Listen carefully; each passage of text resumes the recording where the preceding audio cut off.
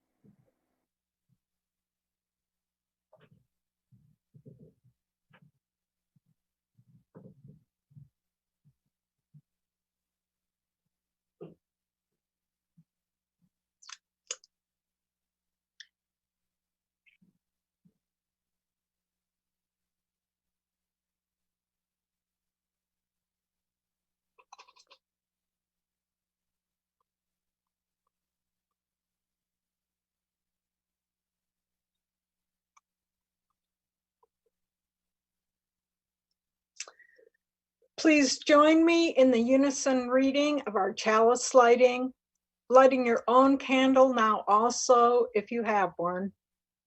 The words are on your screen. We gather this hour as people of faith, with joys and sorrows, gifts and needs. We light this beacon of hope, sign of our quest for truth and meaning, in celebration of the life we share together.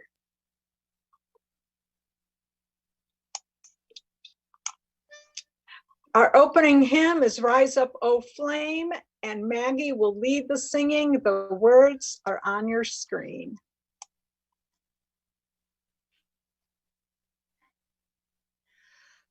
Rise up, O flame, by thy light glowing, show us beauty, vision, and joy.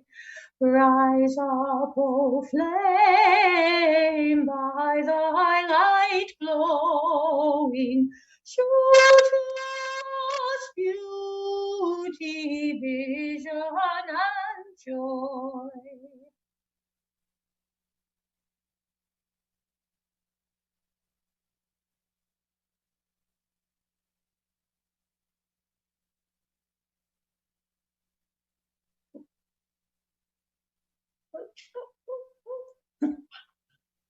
The words are by Kitty O'Meara. And the people stayed home and read books and listened and rested and exercised and made art and played games and learned new ways of being, and were still and listened more deeply. Some meditated, some prayed, some danced, some met their shadows. And the people began to think differently, and the people healed. And in the absence of people living in ignorant, dangerous, mindless, and heartless ways, the earth began to heal.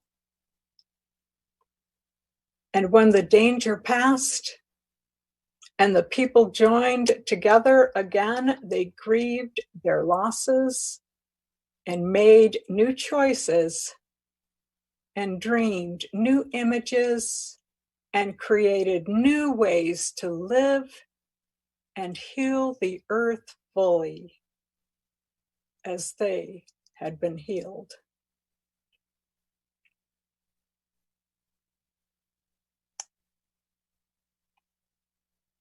Let us join now in reciting together this congregation's affirmation of faith. The words are on your screen.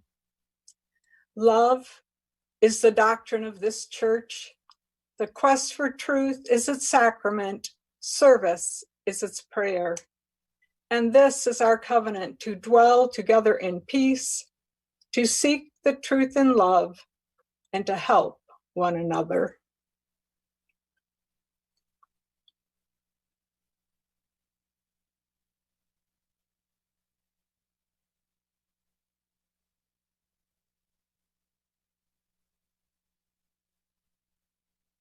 Let's take a moment now to virtually greet our neighbors. We can wave, we can bow, and if we wish, we can comment in the comment section, writing our joys or sorrows there.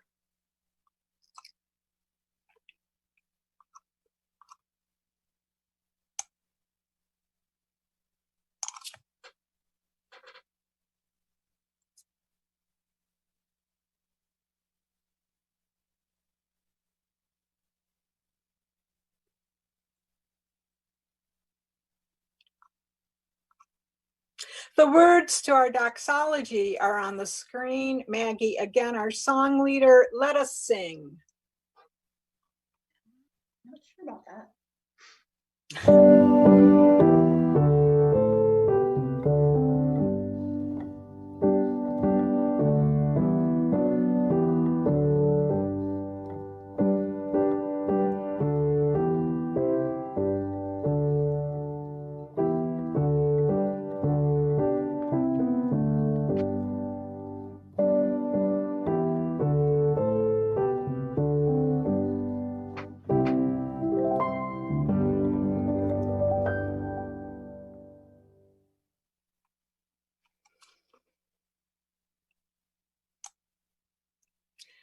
This congregation chooses to hold space for one another, to share both heartfelt joys and our deepest sorrows. Those of you who wish to share may write your joy or sorrow in the comment section where others may acknowledge. Are there joys or sorrows this morning?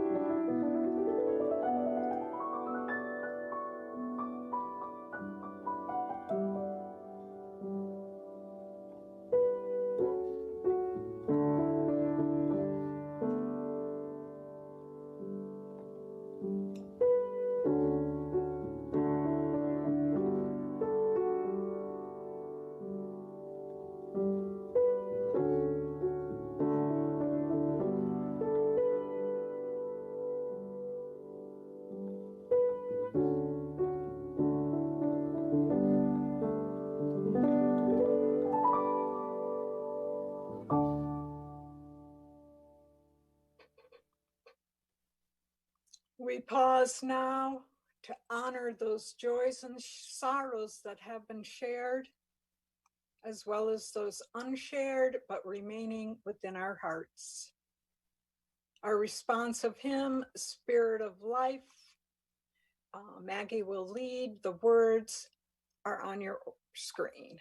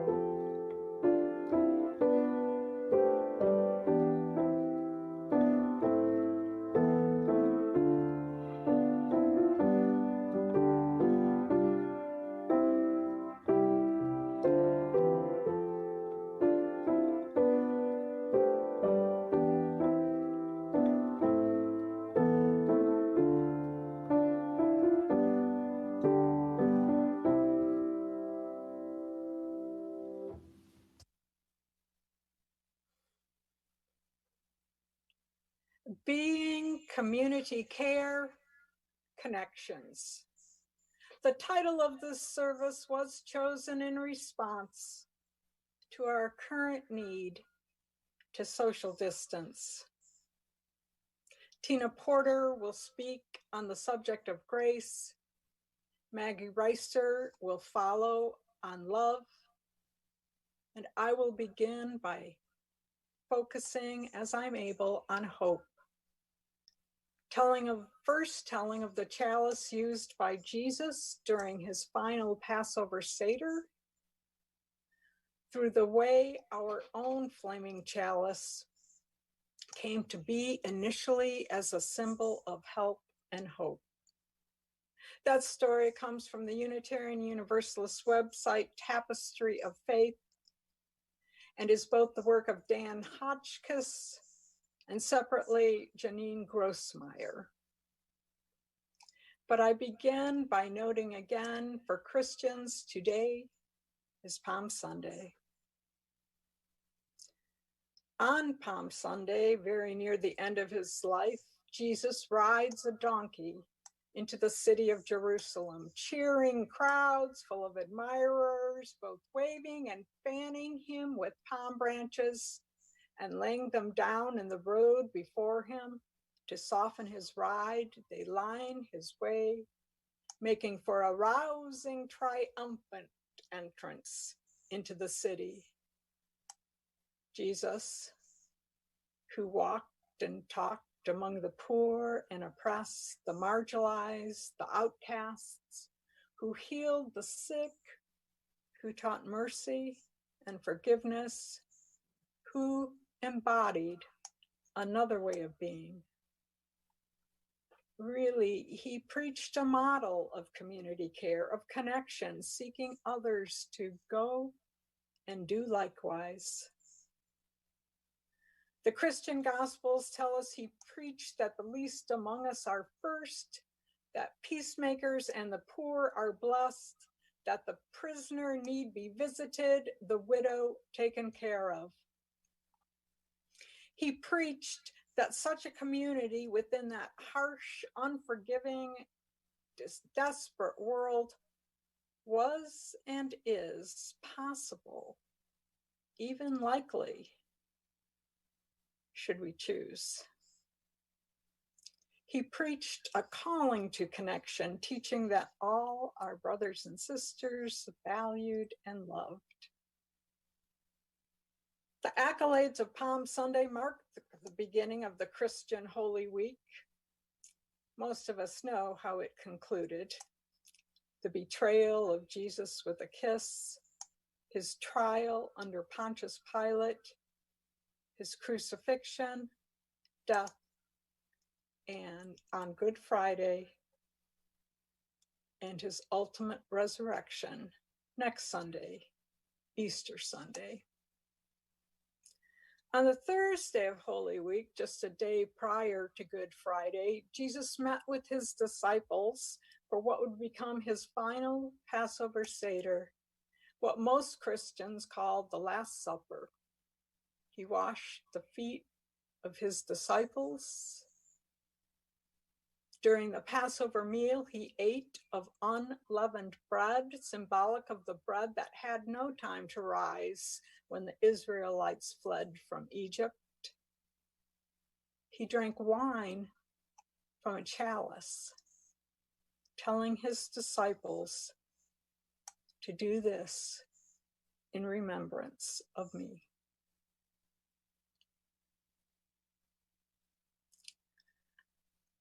At the opening of most Unitarian Universalist worship services today, congregations light a flame inside a chalice, just as we did.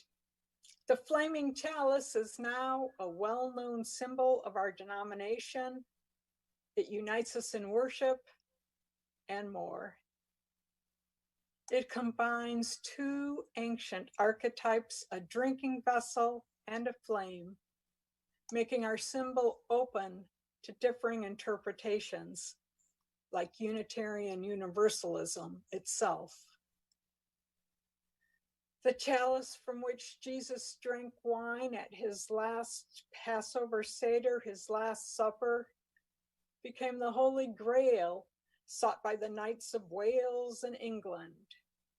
Jan Hus, a Czech priest and courageous forerunner of the 16th century Reformation, proposed, among other things, that the communion chalice be not solely for priests as it had become, but was to be shared with the laity.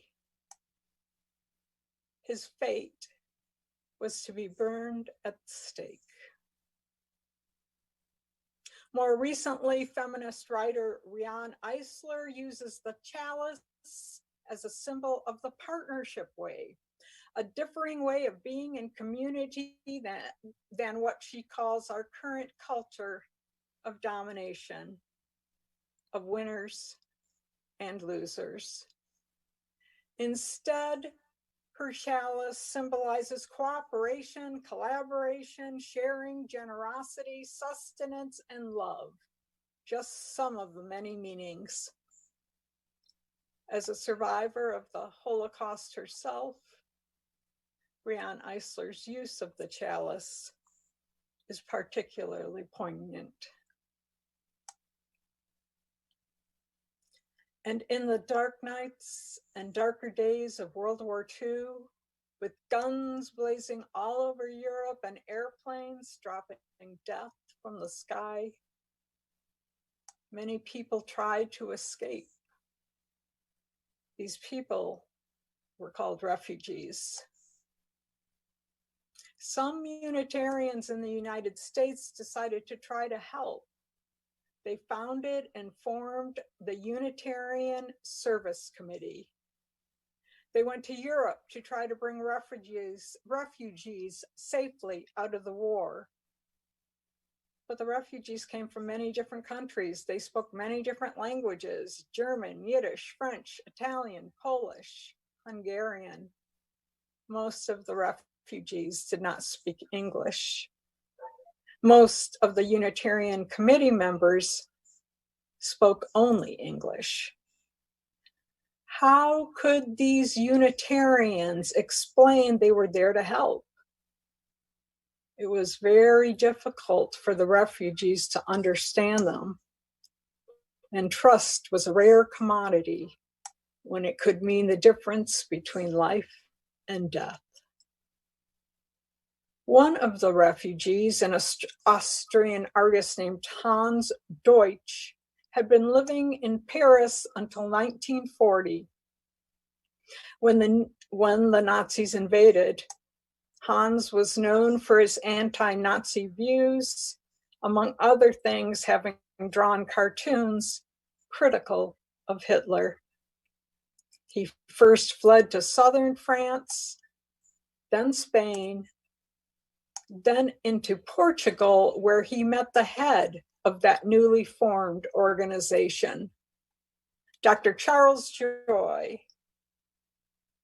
Dr. Joy had discovered that in order to be able to help, the Unitarians needed a symbol that everyone could recognize. It would have to be a picture, a symbol with no words, for no matter what language they spoke. That way, anyone could understand the message. We are here to help you. When Dr. Joy met the refugee artist Hans Deutsch, he asked him for help. Maybe an artist could draw the right kind of picture that could be a symbol for a Unitarian Service Committee. Hans understood why a picture would be helpful. He had come from Austria, lived in Paris, fled to southern France and Spain, and now Portugal. In Portugal, people spoke Portuguese. Hans was used to speaking German. All around him were refugees speaking other languages. So Hans made a charcoal and ink drawing of a chalice with a flame surrounded by a circle and showed it to a delighted Dr. Joy. Soon, refugees all over Europe began to see this symbol wherever the Unitarian Service Committee went to help.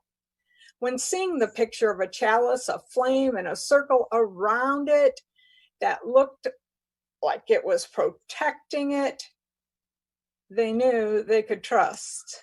They did not need to speak English or even know how to read to understand this symbol. The picture gave the message of help and hope that the refugees were looking for. The flaming chalice remains the symbol of the now Unitarian Universalist Service Committee, and that's an organization which this congregation supports, often through its Guest at Your Table program. But now the chalice is a symbol of our entire denomination and is used to open most Unitarian Universalist worship services, just as we did this morning. During this time of the pandemic, I have to acknowledge I've struggled to maintain hope. I've been anxious. I don't know what might happen. And I'm afraid for those I care about and love. I'm not able to visit my 91-year-old mother, who's in a memory care unit, in person. Our trip to visit our daughter and family, including our 3-year-old granddaughter, was canceled when told that children, although not sick, were likely to be carriers. It is difficult to find hope staying at home. But there are many resources and suggestions for ways to cope. I'm sure you've seen them. But I'd like to add one more for you to remember. To light a candle, a chalice, to look into the flame and feel the hope it has lent to so many. We're connected.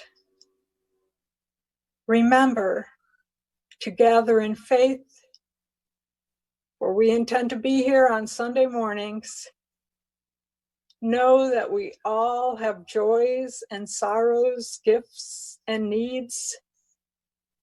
Remember, we light a beacon of hope, a sign of our quest for truth and meaning, and in celebration of the life we continue to share together.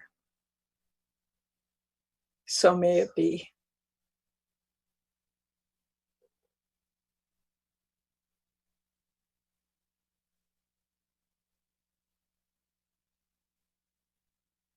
Good morning, friends.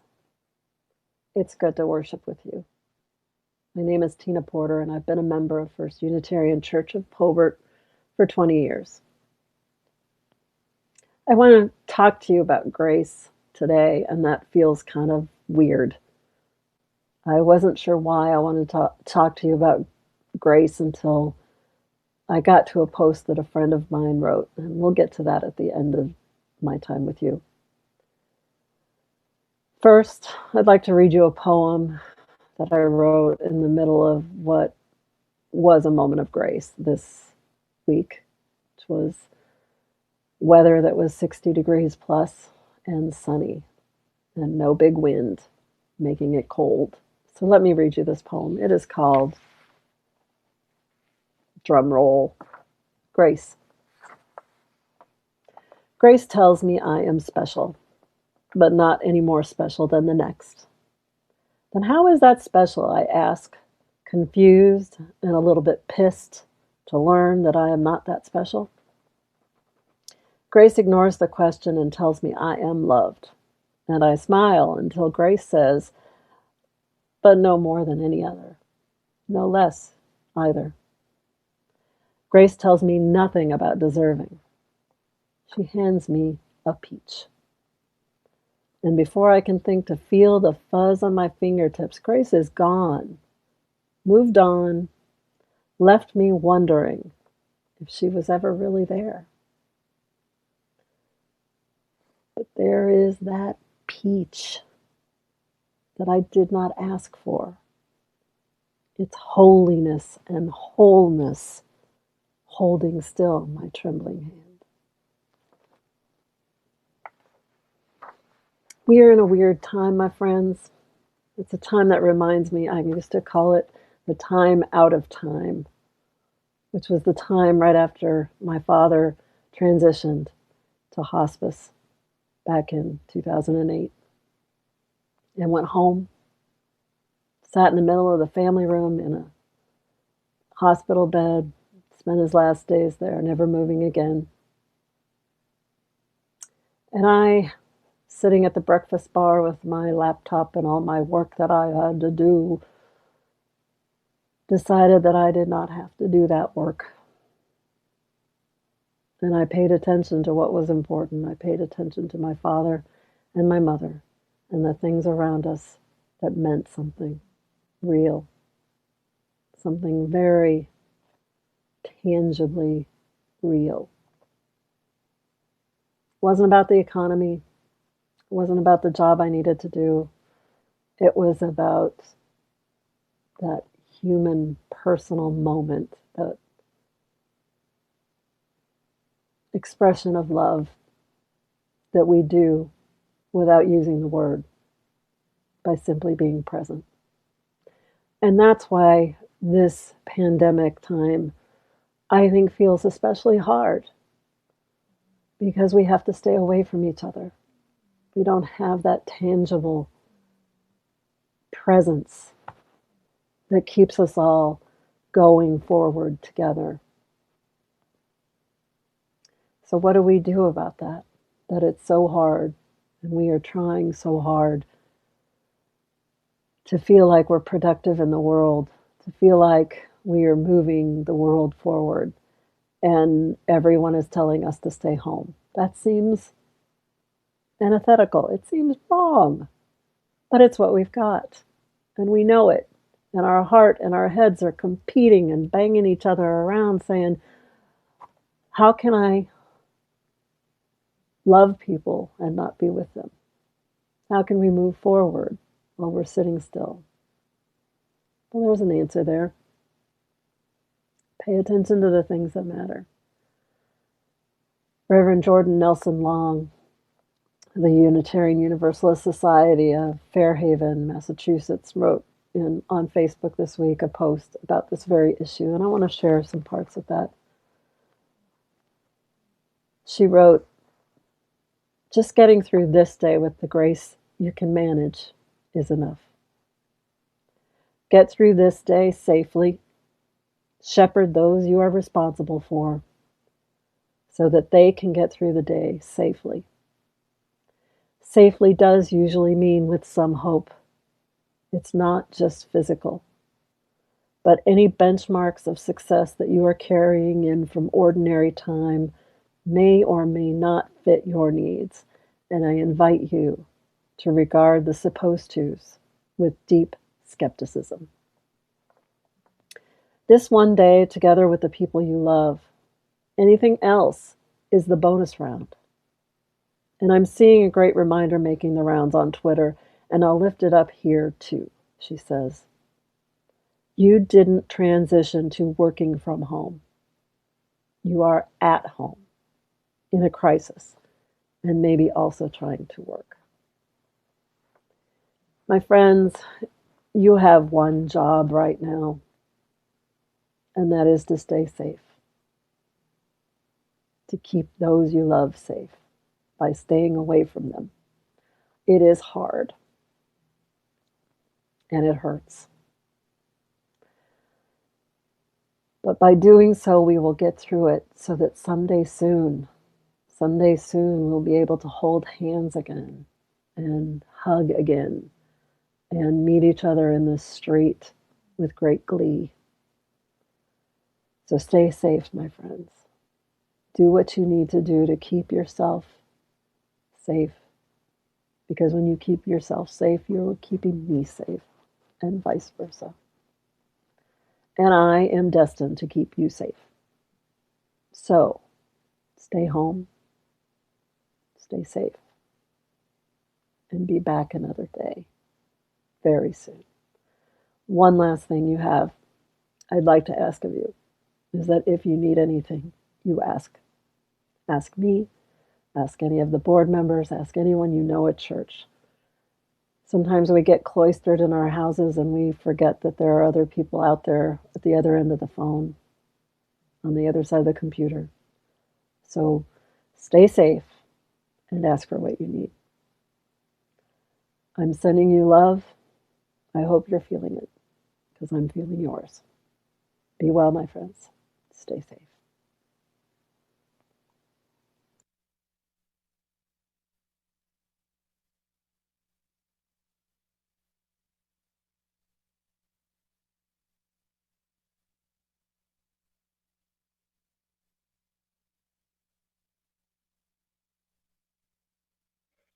Good morning.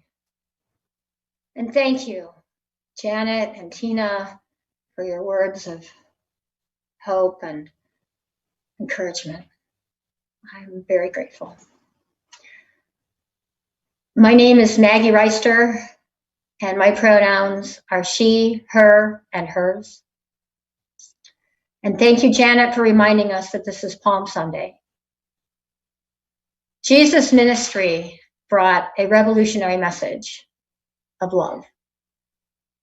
First Peter wrote, above all, keep loving one another earnestly, since love covers a multitude of sins. A new commandment I give to you, that you love one another. 1 John. So now faith, hope, and love abide, these three. But the greatest of these is love. We all know 1 Corinthians. Wikipedia says that love encompasses a range of strong and positive emotional and mental states, from the most sublime virtue, the deepest interpersonal affection, to the simplest pleasure. For example, love of a mother differs from the love of a spouse, which differs from the love of food. Love is considered to be a positive and negative, with its virtue representing human kindness, compassion, and affection, concern for the good of other humans, oneself, and animals. Love acts as a major facilitator of interpersonal relationships and is one of the most common themes in the creative arts. Love has been postulated to be a function to keep human beings together against menaces. In the face of today's menace, the novel coronavirus, we have all been challenged. 2 months ago, this was a troubling news item. My life was unaffected, but like a tsunami, the virus has washed over human companions on this earth with no discrimination, no distinction for wealth or status, gender, race, religion, or age, mostly. I can trace my own steps from shock. I watched in utter disbelief as the stock market plummeted. I tried to manage my own fears while I calmed my clients. Anxiety about my own health and everybody close to me. Panic about the future. What's next? How long will this last? How will we manage? I used to be a sound sleeper. I could go back to sleep with no trouble. But now I wake up early and often I cannot go back to sleep.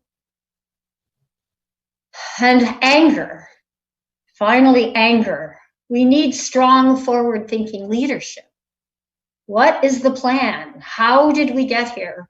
Why are we so ill-prepared? This week, my stepmother, Betty Gothrop, had a stroke. Betty's 94, a University of Chicago PhD in linguistics, and suddenly she cannot make the words that she wants to say.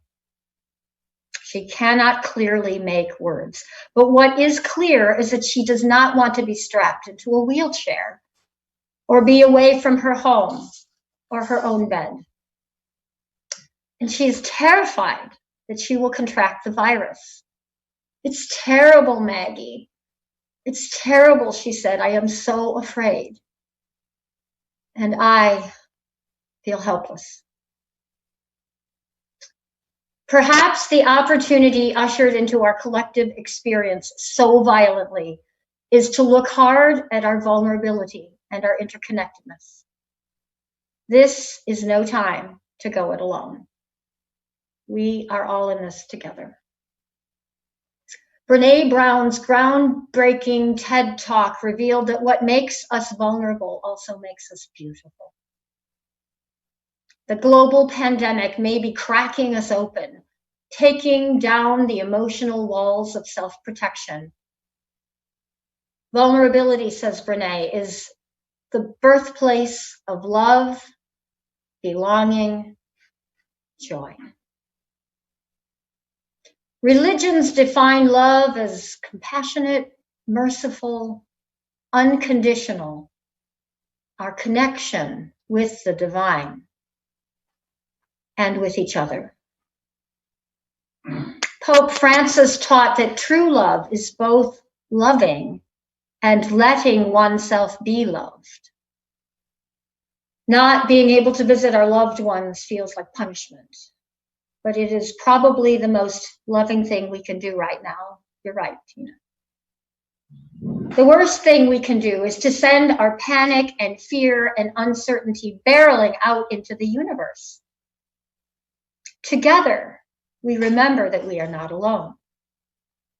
Together, we can stay centered, knowing, trusting that the universe has this.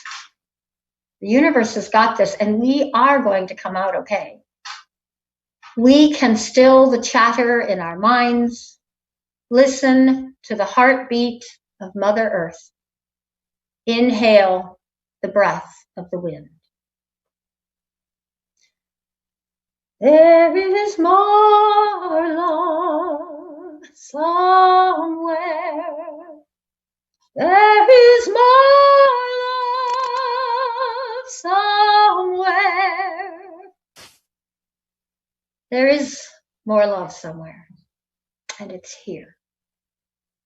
It's right here. Love is not a noun. Love is a verb. It's a decision. It's a commitment. It's a million little things. It's staffing the soup kitchen. It's advocating for justice. It's singing a song together. It's visiting your neighbor virtually. Hope. Hope gets us out of bed in the morning, keeps us moving forward. Grace protects us from getting crushed by injustice or shame or guilt. Love is the glue that binds us together, that holds space for us to be in relationship, intentionally, imperfectly. And above all else, put on love, which binds everything together in perfect harmony. Colossians 3. Religious community is an antidote to isolation. As much as we are able, it matters that we respond to this moment with greater generosity, being more generous with our time, attention, resources, and compassion. There is no script, but we have each other. Faith, hope, and love abide, but the greatest of these is love.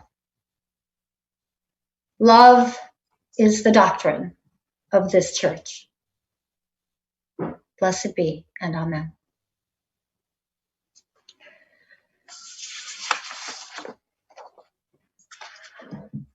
The tradition of passing the collection basket is a show of tangible support for practical needs of the community. For your generous contributions, we are enormously grateful. Thank you for giving what is fair and able for you for today. In the true meaning of what offering one's treasure encompasses, we would also ask you to reflect on this thought. We are made in the image and likeness of Source itself. We are designed to extend and radiate abundant presence and love in all ways, all forms. Consider today to listen for and respond to the call within our hearts. Share your hidden gifts and talents that surpass and complement monetary giving. Today, we ask you to be willing. If you are worshiping with us on Zoom, you will find the link to PayPal in the chat box. The instructions to find the chat box are on your screen. And if you are watching us on YouTube or Facebook, the link to PayPal is in the video description on your screen.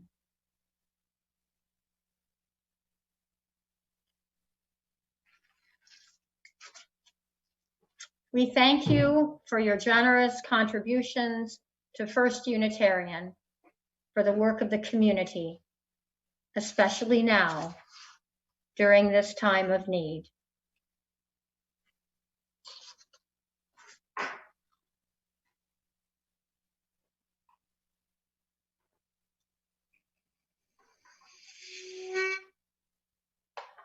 Dona nobis pacem, pacem.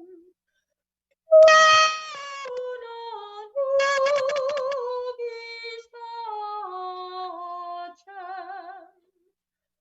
Dona nobis pacem.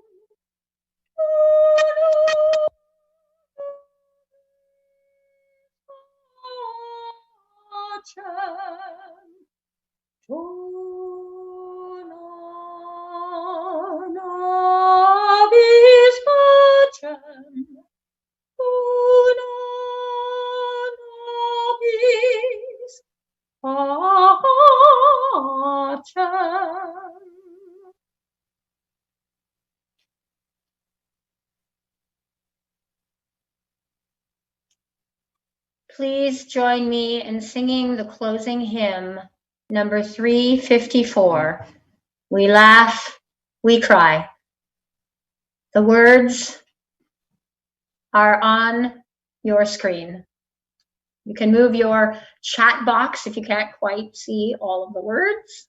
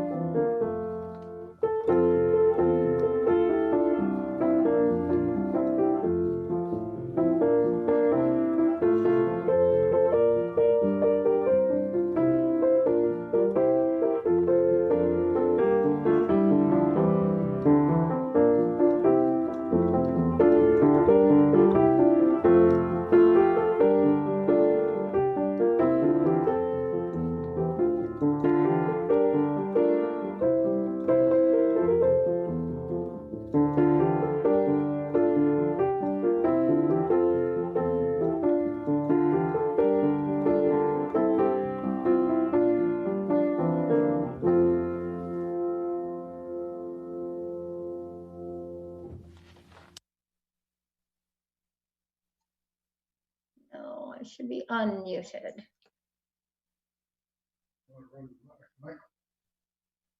Through the looking glass, down the rabbit hole, into the wardrobe, and out into the enchanted forest where animals talk.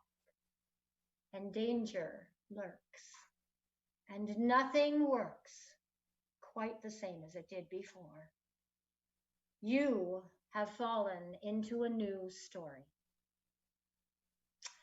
It is possible that you are much bigger or smaller than you thought.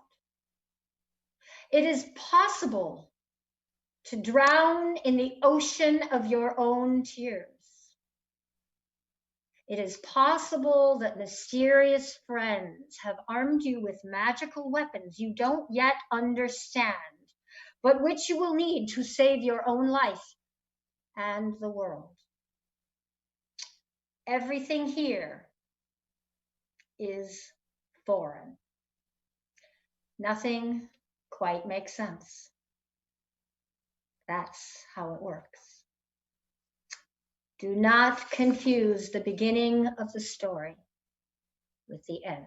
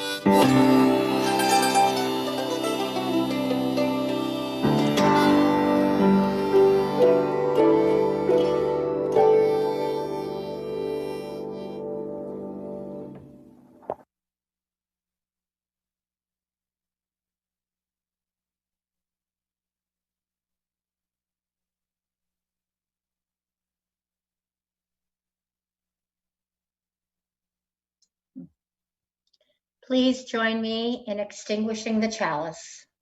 The words are on your screen. We extinguish this flame, but not the light of truth, the warmth of community, or the fire of commitment. These we carry in our hearts until we are together again.